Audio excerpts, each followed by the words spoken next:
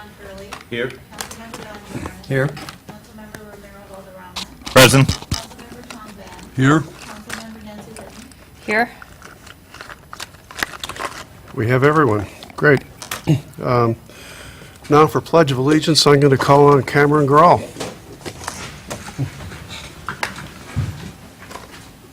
Allegiance To the flag of of the United States of America And to the republic for which it stands, one one nation, under God, indivisible, with liberty and justice for all.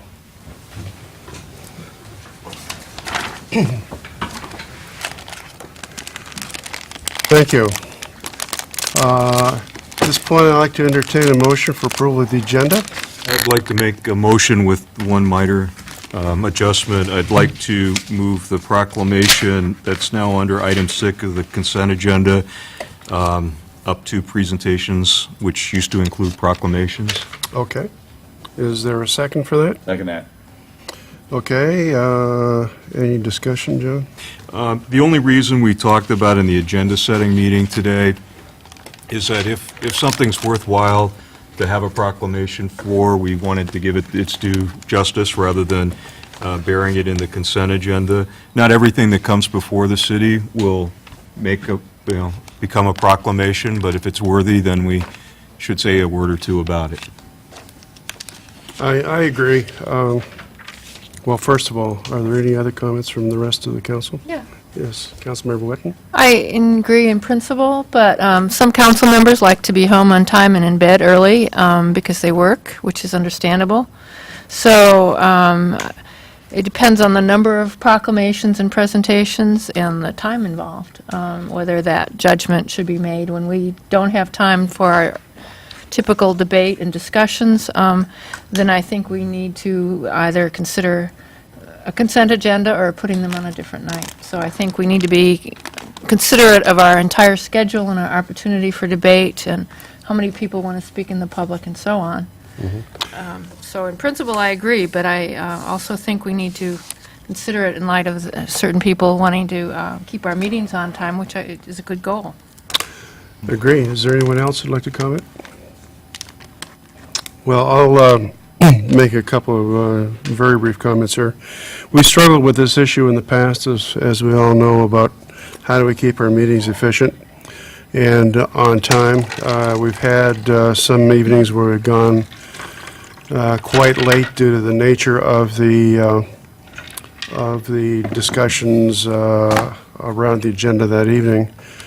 The procedure in the past has been that these are vetted in the mayor, deputy mayor, city manager meeting either that morning or the previous day for inclusion or non-inclusion.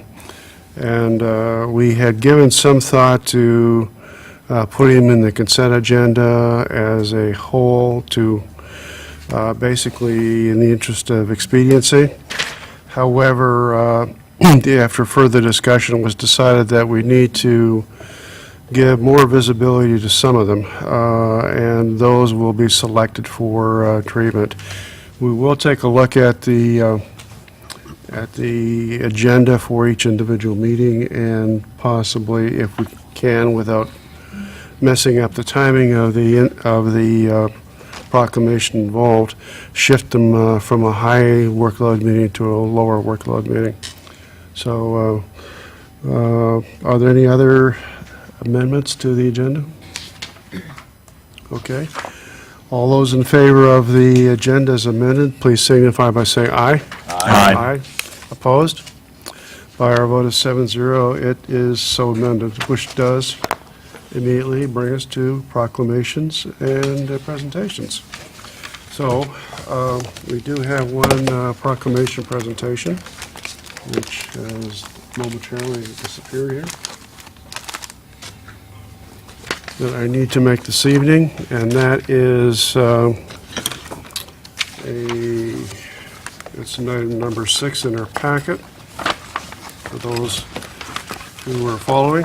And this is a proclamation on Constitution Week, where September 17, 2012 marks the 225th anniversary of the drafting of the Constitution of the United States of America by the Constitutional Convention. And whereas it is fitting and proper to accord official recognition to this magnificent document and its memorable anniversary, and to the patriotic celebrations which will commemorate the occasion, and whereas Public Law 915 guarantees the issuing of a proclamation each year by the President of the United States of America, designating September 17th through 23rd as Constitution Week. Now therefore, I, Thomas T. Odell, on behalf of the Sammamish City Council in the state of Washington, do hereby proclaim the week of September 17th through 23rd as Constitution Week. And I ask our citizens to affirm the ideals of the framers of the Constitution had in 1787 by vigilantly protecting the freedoms guaranteed to us through this guardian of our liberties, remembering that lost rights may never be regained. In witness thereof, I have hereunto set my hand and caused the seal of the city of Sammamish in the state of Washington to be affixed this 4th day of September in the year of our Lord 2012. And I am going to ask Alice Stennerstrom to meet me at the podium, and I will present this to her.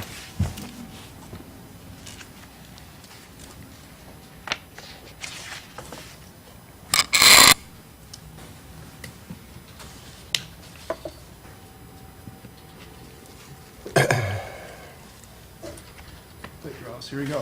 Thank you very much. You're welcome, and thank you for bringing this to us.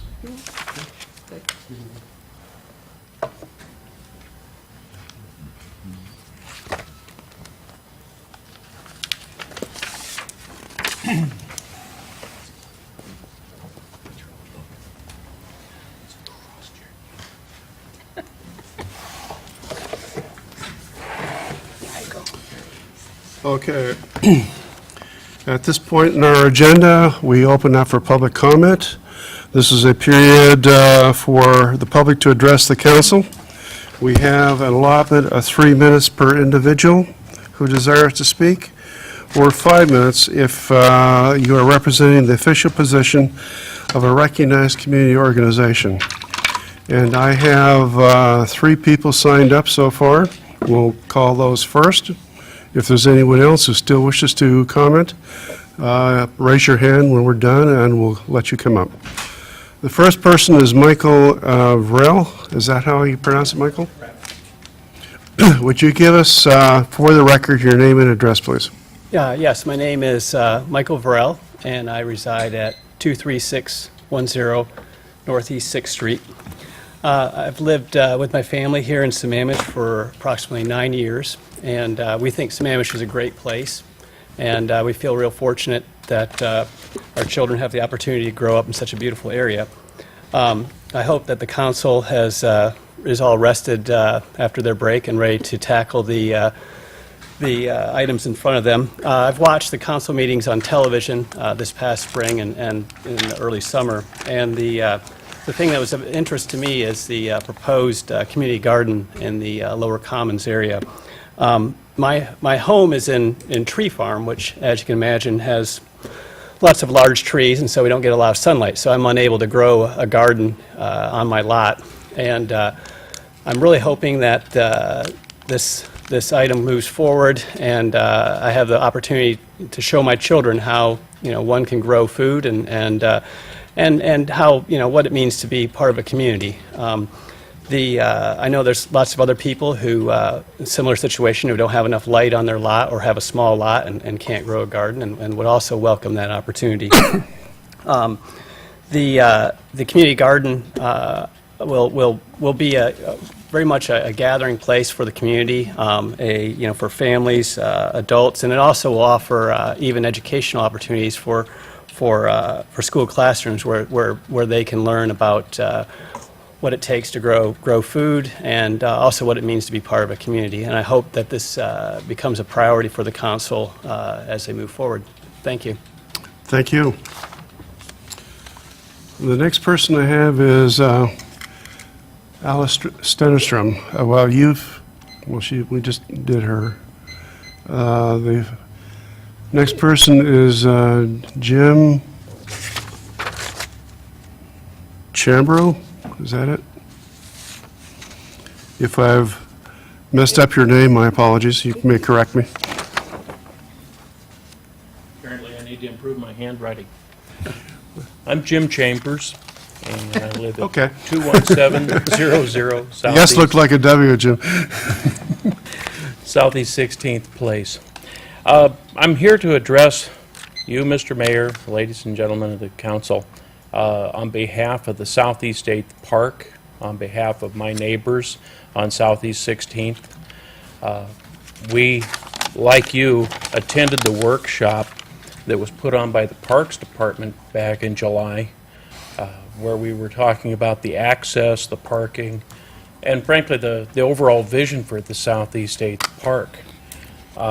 We came away very pleased with the results.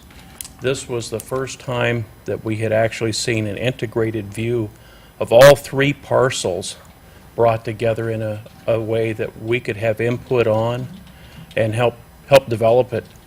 We had Mary Piggott there with us, and we all came away with the feeling that this was a beautiful, natural environment, something that perhaps should be kept as a preserve in many ways. Ms. Piggott's home and her buildings will ultimately be available for an activities center, and that was something that the designs focused on. We talked about parking, ADA parking, and other facilities.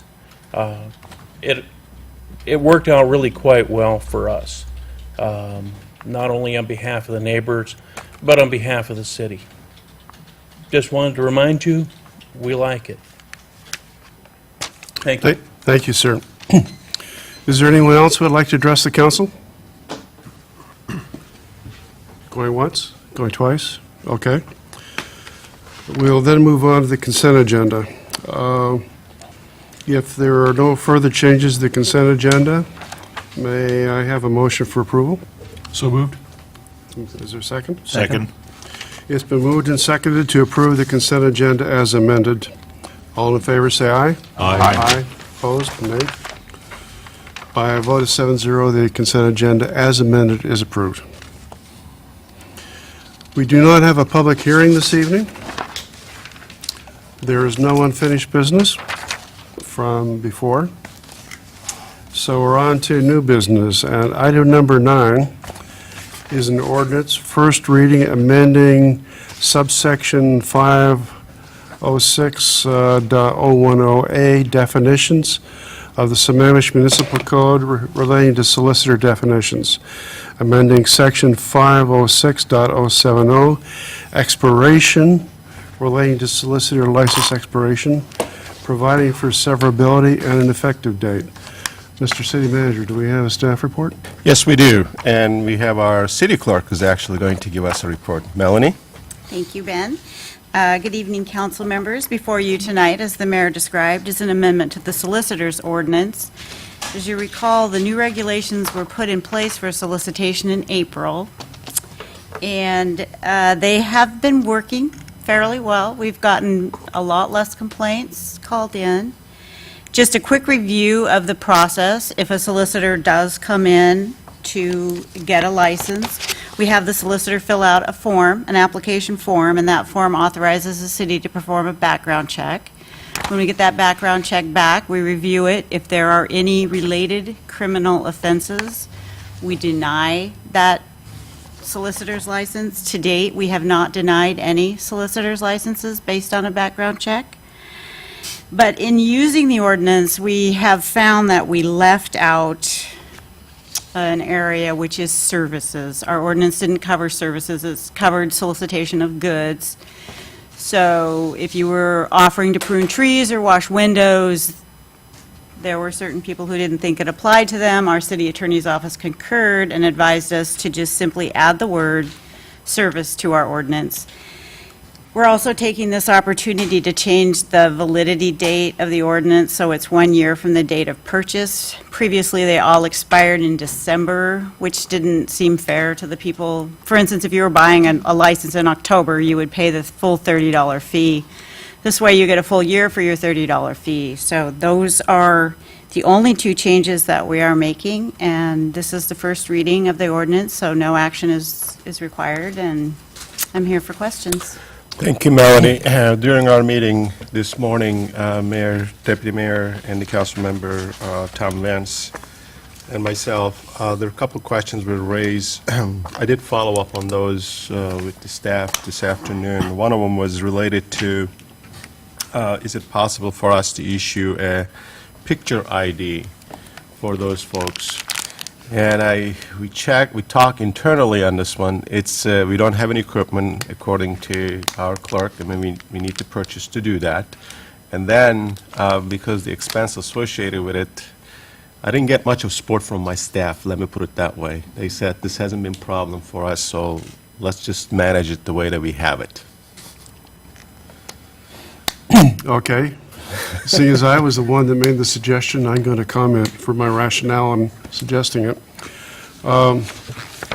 It strikes me, it's, when I first saw the ID itself, it has the individual's name on it, but there's no way for a resident who's at their door talking with someone to know if that was actually issued to that individual. As possible, it struck me that in the interest of expediency, they could send one individual get a license, and then they just hand it off to different people. I come from a commercial environment where everybody had a picture ID, just as the city does. And I still think it would be helpful for the innocent citizen answering the door to know who they were really speaking with. I suppose you could ask for the driver's license or some other proof of ID to cross-check it, but that seems like an additional complication for the people answering the door, our residents, which is why I mentioned the picture ID. I do like the idea of not having everything expire December 31st, because I can just see the line outside Melanie's door on January 2nd, which does bring up a question I did have, though, Melanie. Maybe you have it at the top of your head, maybe you don't. How many of these have we issued since we passed this ordinance? Actually, thanks to my trusty assistant, Lita, I do have that information at my fingertips. So we have two different licenses. We have the exempt license, which is for, like, the churches, the Boy Scouts, the people who are exempt. We've sold 55 of those. Well, we don't sell those, but we've issued 55 exempt licenses, and we have issued, since the new ordinance went into effect, we've issued 45 solicitor's licenses. And this went into effect when? April. April, okay. And this really, you know, April, spring, summer is really the busy time for this. They're not out there in December. For good reason. Let me share with you a couple of things that what the chief told me on this one. And also I heard from the other staff members as well. And we try to strive on being efficient and being cost-effective government here, that this is one step that the citizens can be very helpful for us rather than increasing our operating costs in this end. If somebody suspects an individual there, I'm passing through the licenses there, they can just simply ask the individual to have their picture ID to match what's being put on that license. And what Chief told me, that hasn't had any problem with this issue till today. But it is a valid concern, what we heard from you. But I think that with the help of our citizens, we should be able to address that one easily. Okay. Councilmember Whitten? We don't give out group licenses to, like, the Boy Scouts, Girl Scouts. I think, you know, I want to see how this works, but maybe next year have staff put it on a kind of a watch list, especially for the nonprofits that are to have an exemption for the group, and then any individual, they can just give them a list of names and something like that. Okay. I mean, I think that might save time. Technically, I mean, I imagine the Girl Scouts selling cookies if they went out and every Girl Scout and their mother got an exemption. They don't do that. So, I mean, I would like to see, for convenience sake and efficiency's sake, a group thing for at least the non-commercial type of activities. And for commercial, I think the individual should have something in their own name, but maybe require the organization also, because that would put them on the line. A is doing business and owing us city taxes if we had a B&O, which we don't, but at least sales tax and things. And it should be able to hold them accountable in some way. So, again, on a watch list kind of thing, not necessarily right now, but something that we should be looking at in the future to make it more equitable, I think. Well, we even had discussion that if we have the photo equipment, could we then take the passport pictures here so that the people applying for passports, we can utilize the same equipment?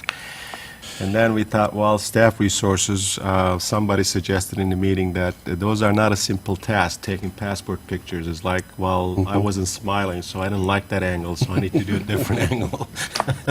You never smile. So that was an extensive discussion. I think the conclusion that we came up with, let's just stick with this thing and ask the citizens if they suspect somebody to produce a picture ID to match with the name there. Okay, Councilmember Valderrama?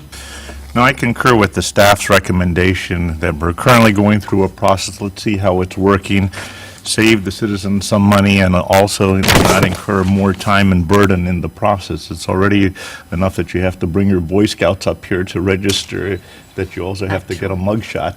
If they only have 45, they're not. Exactly. And so just for the ones who are doing it, I would suggest that we revisit this next year and see how the process is going. And if there are any complaints, we can always modify it. That's true. We could also just make it applicable to commercial issues.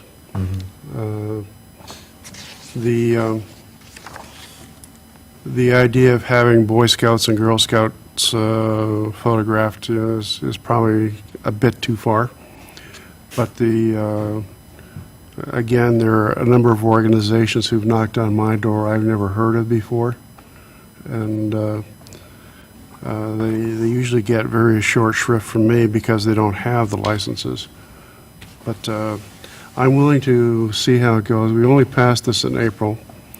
We have had some feedback from members of the community on certain things, usually involving religious organizations going door to door, and the applicability of the licensing to them.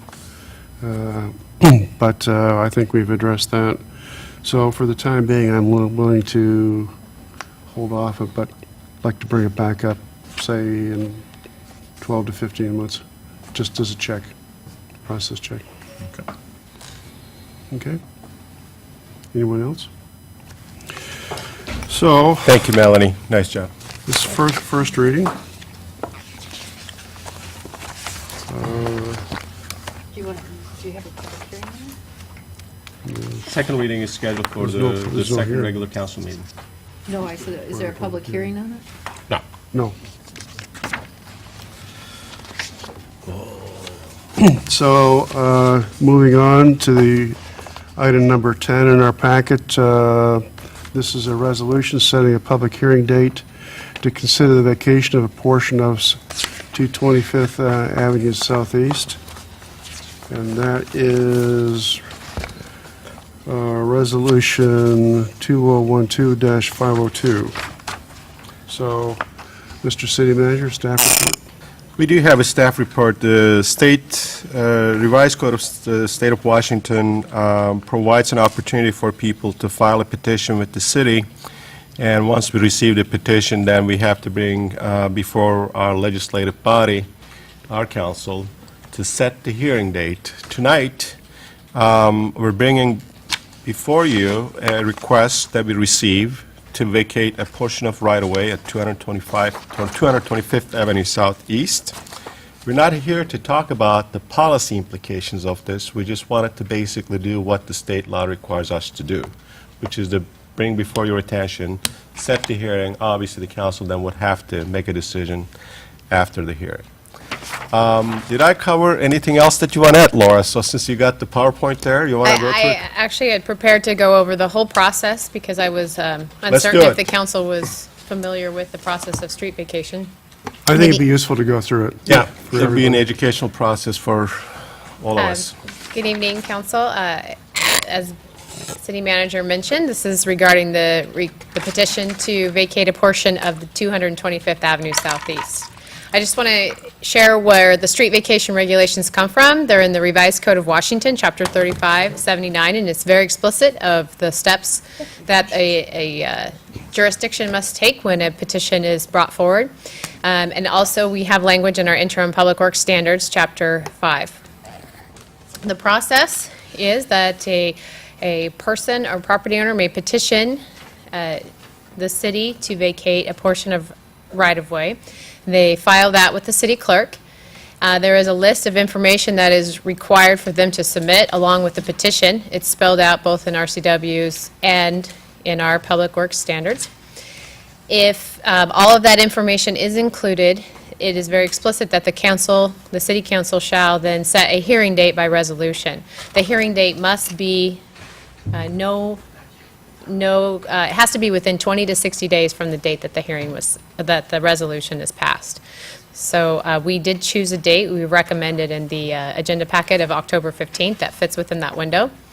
Once the council sets the hearing date, we will properly notice the public, and then staff would spend some time preparing a report and recommendations on the merits of the request, and come back before you, present our staff findings and recommendations, and open it up for public hearing, public testimony, both from the applicant and from any neighbors who may be concerned. Questions? Councilmember Whitten? Thank you. Laura, is the statute a mandate to have a hearing? Do we have any discretion there?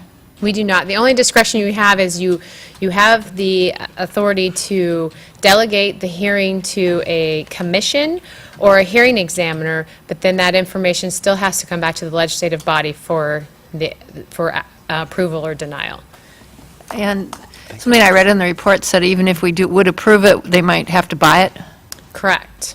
So once we do the public hearing and staff presentation, council has the decision whether or not to approve or deny. If the council wants to approve the vacation, they must adopt an ordinance to do so, and they also may require payment up to half of the appraised land value. Now, if the property owner had sold the property to the city, or we could ask for the whole amount back. But typically, it's half of the appraised value of the land. And do we have discretion to approve or deny without being arbitrary, obviously, Yes, and things? yes. But we don't have to do this if we don't want to? It's not a ministerial act No, that there's nothing requires that's- issuance if, It is totally your discretion on this one. thank you. Public owns this piece of land, and you can decide whatever you want to do with it. So that summarizes the process. I just want to quickly share with you the location of the request. Again, as the city manager mentioned, we are not here to talk about the merit of the specific request, but just to give you a frame of reference, it is south of Southeast 32nd in the area where the barricade was recently removed. There is a new development proposed, and this request came in concurrent with the development proposal. It is for a subdivision of 17 homes. Here is a zoom in to show you that they are requesting to vacate 9 feet along the eastern edge of the public right-of-way. And that's the area between the bold double line, right? Correct. So our requested council action for this evening is to adopt the resolution setting the public hearing on October 15th for consideration of the vacating of 9 feet of public right-of-way along 225th Avenue. And at that time, we would prepare a staff report, have it in your council packet, along with any recommendations we would have at that time. Questions? Councilmember Valderrama? Laura, I saw in the packet that normally for these petitions, you require 2/3 of the adjacent property owners to be on the petition, and you cite here that 100% had signed. What is 100%? What number does that consist? Just one property owner at this time. Okay, all right, so it's one person who's asking for this for him. All right, thank you for that clarification. This is a potential development? Correct. There is an application in with the city right now for this property. Anybody else? So, at this point, the chair will entertain a motion. So moved. Second. It's been moved and seconded to adopt resolution number R 2012-502 for scheduling a public hearing date of October 15th, 2012. That was the right date, was it? Okay. For the purpose of receiving testimony and deciding on the request to vacate the easternmost 9 feet of 225th Avenue Southeast right-of-way that is located just south of Southeast 32nd Street, abutting King County Assessor Parcel Number 0924069201. So it's been moved and seconded. All in favor, say aye. Aye. Opposed? Nay? By a vote of 7-0, we have a hearing. Thank you, Laura. So, our next item is concerning the rear Freed House and some repairs. Mr. City Manager? Thank you, Mr. Mayor. We do have a report, a good report, actually, that our Parks Director, Jesse Richardson, is going to give you. We did make some good progress. I think the Heritage Society deserves a lot of credit for this progress. I also want to thank our park staff that work closely with the Heritage Society to get some of this work to be done. The biggest one that we, as you know, we relocated the house. It's at its permanent location now. It's on foundation. The Heritage Society met the council's expectations in terms of raising funds to do what needs to be done. Tonight, we're asking you to authorize me to release the rest of the funds so we can get some of the urgent repairs to be done on this one house. So I'm going to turn it over to our Parks Director, Jesse Richardson, to give you a more detailed staff report. Jesse? My detailed staff report is on the wrong drive, so I will move it over to this computer. But Ben just summarized it pretty well. I had some images of the work that's been done on the house that I was going to share with you tonight. That's what's on the presentation. Basically, three pieces need to be done. We need to replace the roof. If you've seen the roof, it has a sizable hole in it. We need to continue doing the work on the siding. The Heritage Society has, we have a couple of you here. The Heritage Society has started work on the siding, and then we need to paint the exterior. So those are the three items. We do have a bid for the paint. We have not gone out to bid for the other two items. The Heritage Society has actually taken this project farther than we thought they would, and at this point is out of funding for this year. Is that a fair statement? But they're also here to answer questions, and I'd be happy to answer some questions as well while I get this PowerPoint pulled up. Councilmember Valderrama?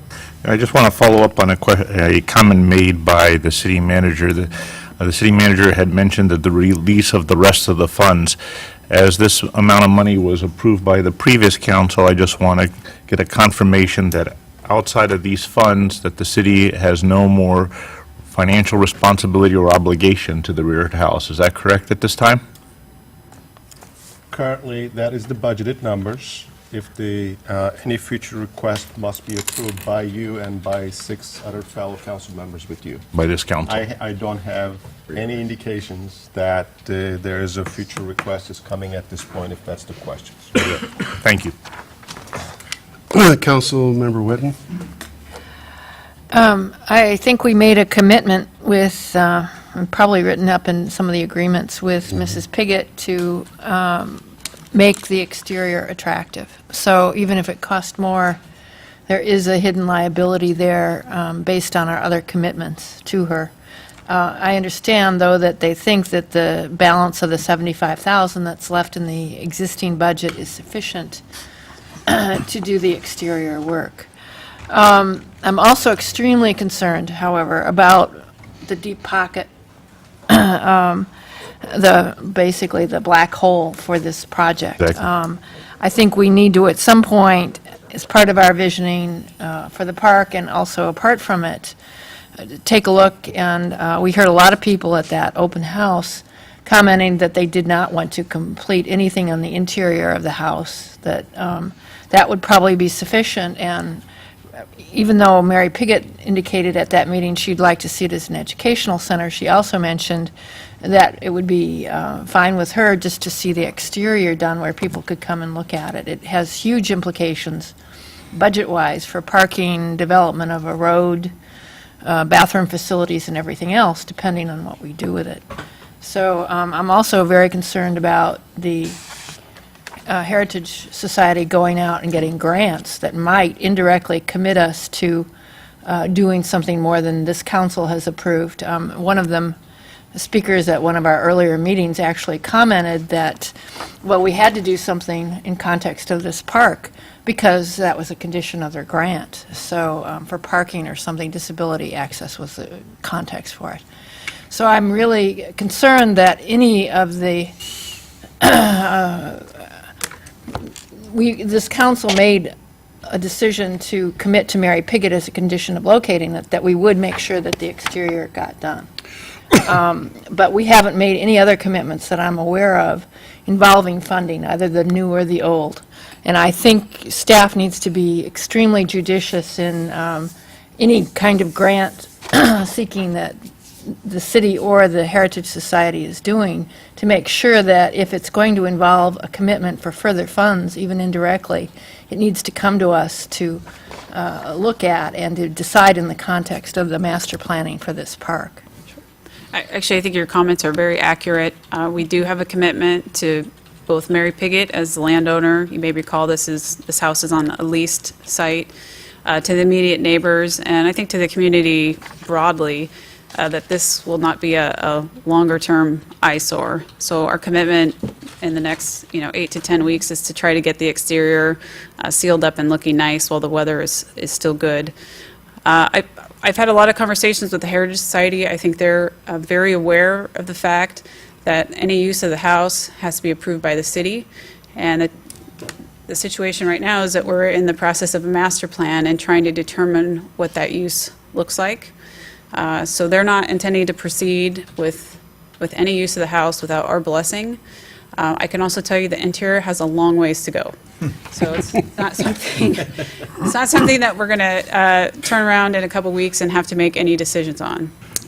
So I think, and I'm looking at my two Heritage Society folks here and making sure I accurately reflected our conversations. Thank you.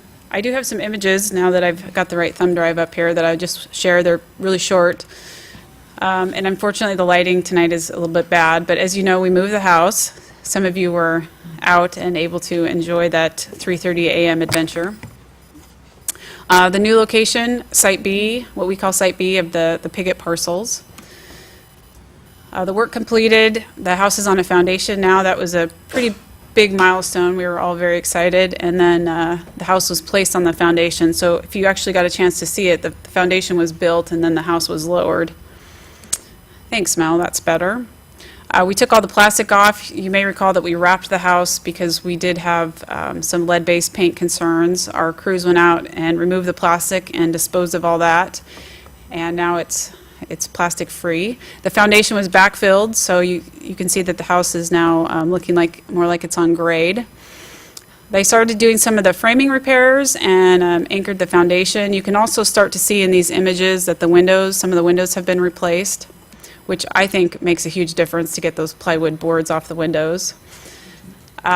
We installed, part of the city's commitment to the property owner was to put in permanent fencing. So we've actually installed a permanent fence separating the area where the rear house is located from the rest of Site B. And that is because there's a tenant, and the owner also continues to use the site. We sealed the roof back up with our handy-dandy tarps, until we can get it replaced. And the Heritage Society, you can see a section there of the house where they've begun replacing the siding, and that's the work that has stopped at this point because they are out of funds. But quite a difference, and you can also see the windows in some of these images that have been replaced.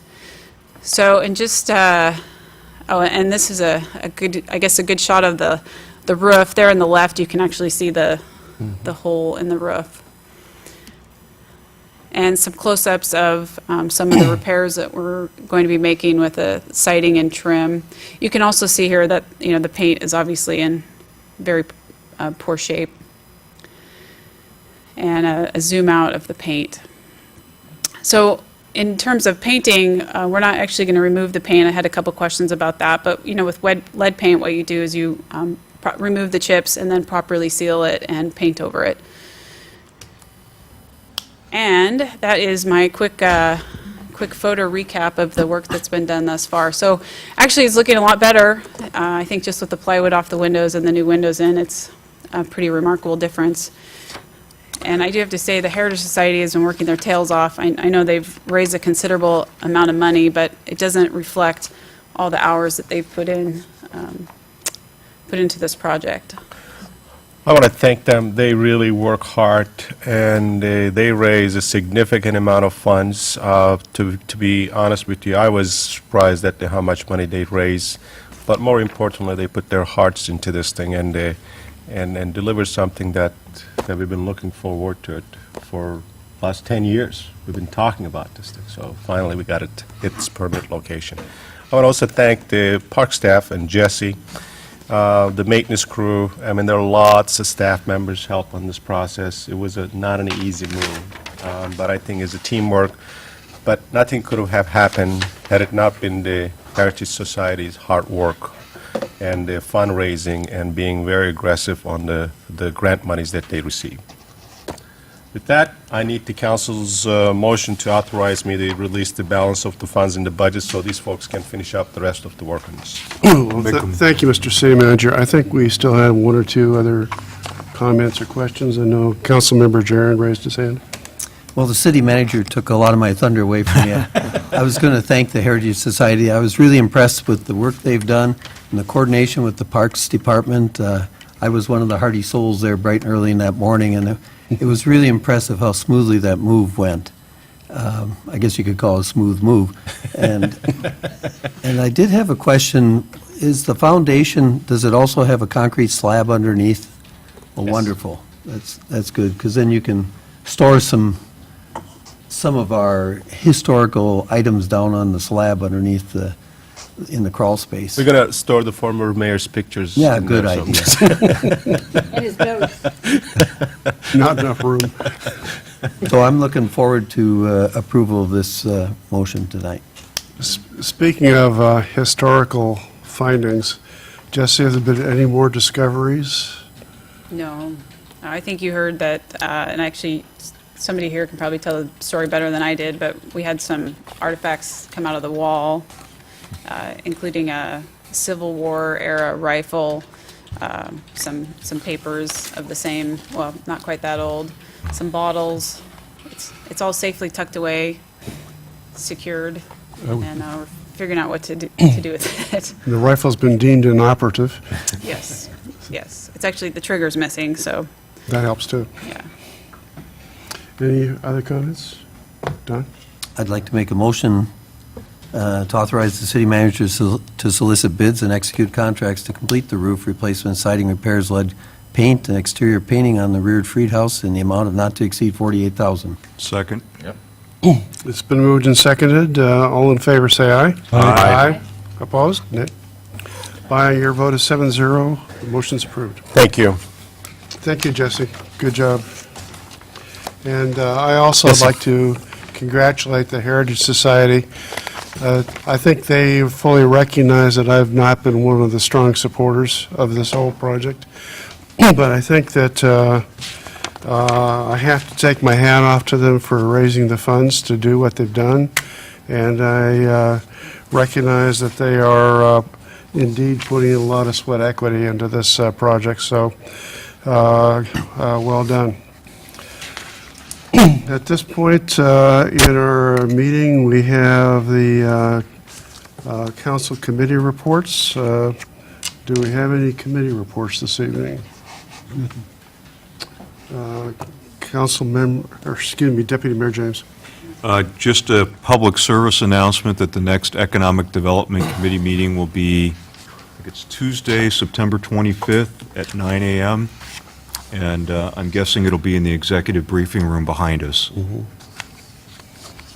And we also have a Public Safety Committee meeting coming up too, don't we, Tom? Yeah, I don't, that's, Mike, that's 2 days later, I believe, the Thursday at 3 o'clock, probably also at the executive, and that'll include reports. Yeah, the 27th. That will include reports from our police department, fire department, and we also entertain public comment, so. Okay. Councilmember Whitten. Just with economic development, I've heard, and I don't know if it's true or not, that Ace Hardware is moving across the street on 228 to that other shopping center. Has anybody else heard that? I had not. No? I didn't even know what space it was. They were having some discussions, I don't know, the deal was finalized. Saffron? Is that across the street? I was thinking it'd be more where the... Radio Shack is? No, it's a different location, they were discussing it, but, it's a private deal, so I don't want to get into it, I don't know, I would be only speculating it at this point. Okay, council reports. Let's start on my far left, Councilmember Jaron. Can I just add to the question that Nancy had? I think on behalf of the council, if what you said is true, that would be good. I have no idea. I know, but I'm just saying, if that was true, that would be good for the city of Sammamish. It would be, yes, unquestionably. Councilmember Jaron. Thank you, Mr. Mayor. I have a couple of announcements. One, just a reminder that school started today. The police are monitoring the 20-mile-per-hour speed zone. I noticed they were out by Discovery Elementary this morning, and so was a car pulled over, so please adhere to the speed limit. Secondly, the Association of Washington Cities does have a candidate forum lined up for September 18th from 9 a.m. to 1 p.m. You're all invited, and Melanie or Lola or someone can sign you up. And it's at the SeaTac Hilton, and we have confirmation from from Jay Inslee and Rob McKenna for the governors, Attorney General candidates Reagan Dunn and Bob Ferguson, and State Auditor candidates Troy Kelly and James Watkins. And it won't be debates, it'll be a forum where we, city representatives, can ask them questions and see what their positions are on issues that are important to cities. So I encourage you, if you can, to come to it. It should be very interesting indeed. And then one other announcement, and that is that Association of Washington City has regional meetings, and I think you all got notification of the regional meetings. There are about a dozen of them in October, and actually September 26th in Kent and October 24th in Bothell are the ones in our area. And so this is time for you to talk over local issues, challenges, and opportunities that face you and the region, and also get feedback from AWC staff. So that's my report. Councilmember Curley. Nothing to report? Councilmember Whitten. No report. Councilmember Vance. I just wanted to, I guess Jessie's gone now. No, there she is. No, she's not here. I just wanted to say how much I've enjoyed our parks and all the programs that we had all summer, and I guess are continuing, some of them. Concerts, plays at Pine Lake. My wife and I were at several of those and enjoyed, it's been a wonderful summer. We've had some great weather, and it's just in part because of the hard work of the Parks Department, and I really just want to say how much I appreciate it. Thank you. I'll pass the comments to park staff. Councilmember Valderrama. I want to reiterate the same, especially to the Parks and Recreation Department for all the great work that they did in the summer concert series, also the Arts Commission and getting the symphony out there. It's a phenomenal attendance, great weather. great acts out there, so that was, I wanted to recommend everybody to take advantage of that opportunity. There were a lot of people there from Redmond, Kahani, Issaquah taking advantage of it, and I wish more of our citizens took advantage of it. Also wanted just to note that this Sunday at Mary Queen of Peace, in the singing, talking about concerts, we had Pat Boone there singing as well, so that was a surprise attendance, so always some surprises out there. And then on a personal note, my son, who's a senior at West Point, got his class ring, so we're going to continue to march forward as he represents us in the state of Washington. Thank you. Deputy Mayor James. No individual council report this evening. Okay. A couple of things. First of all, I'd like to remind everyone that September 22nd is our annual food drive, the Mayor's Month of Concern. It runs all day, I believe, Melanie, is that right? And I assume we'll all be getting sign-up information fairly soon.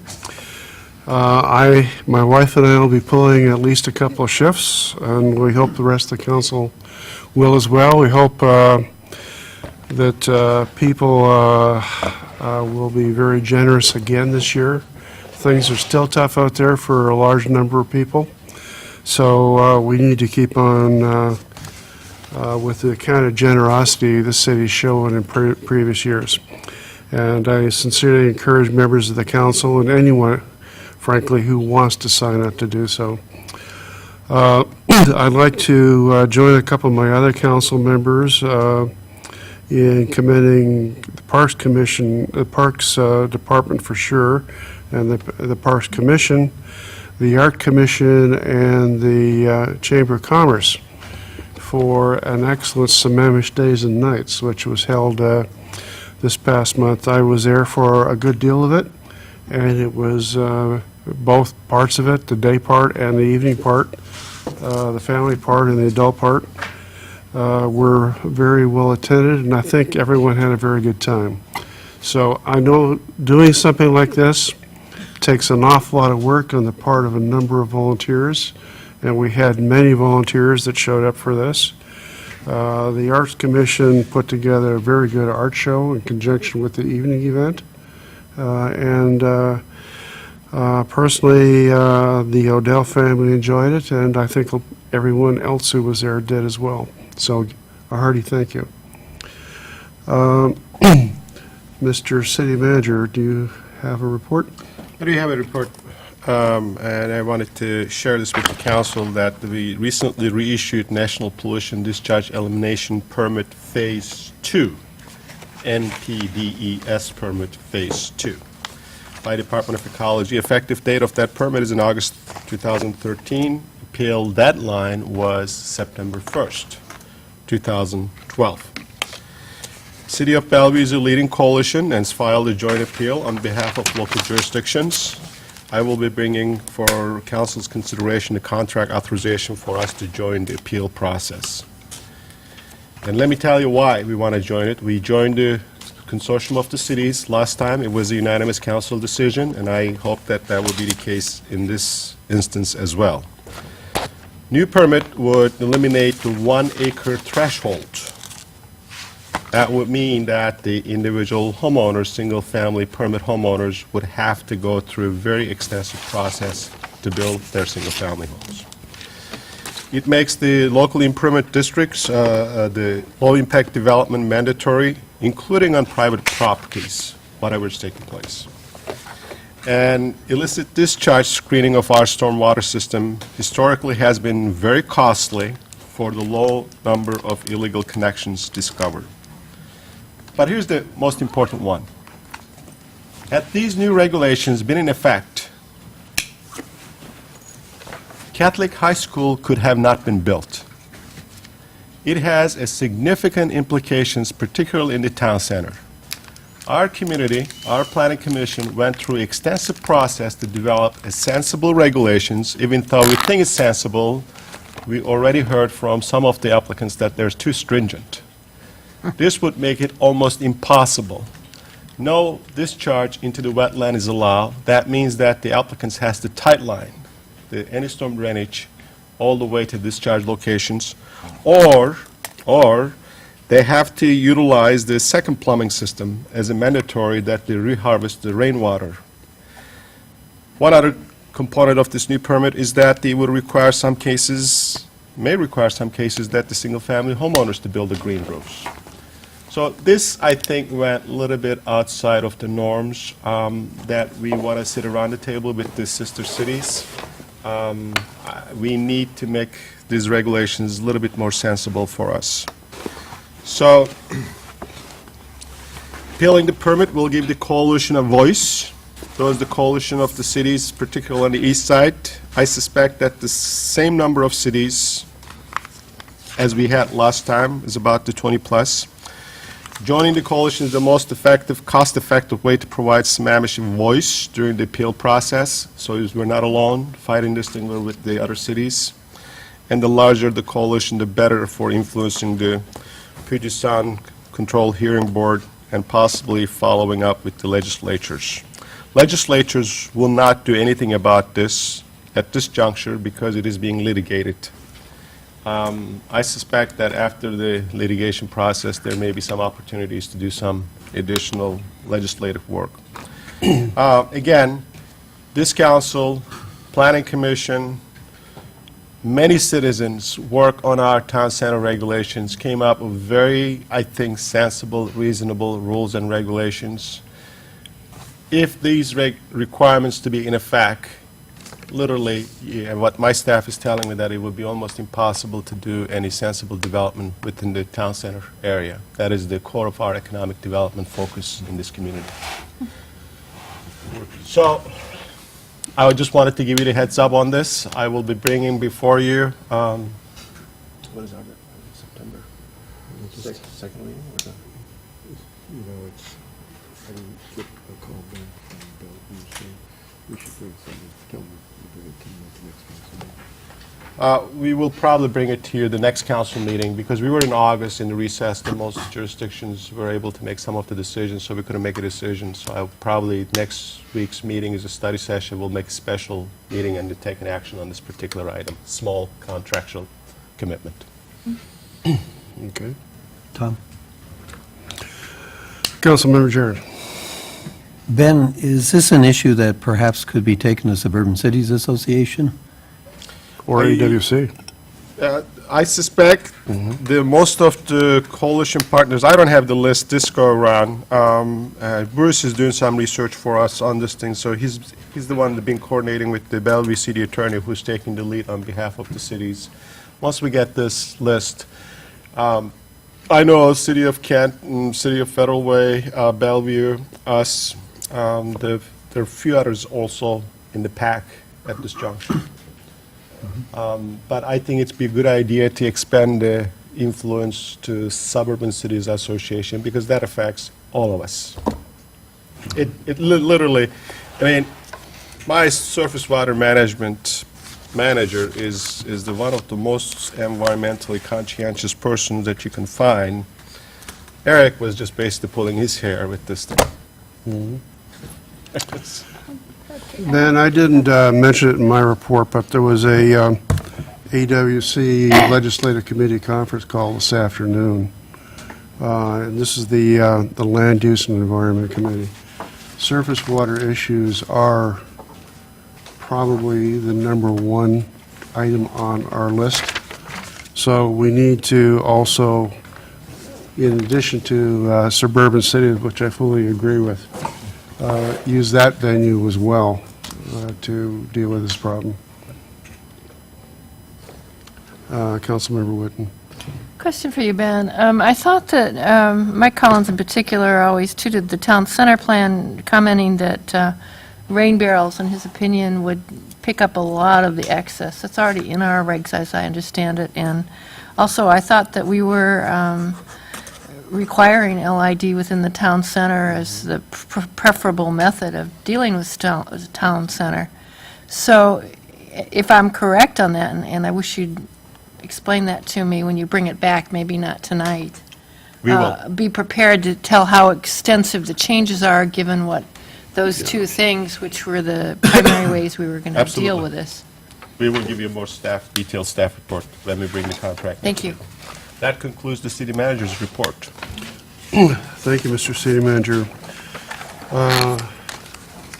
Did you have something? No, I was just going to make a motion to adjourn. Okay.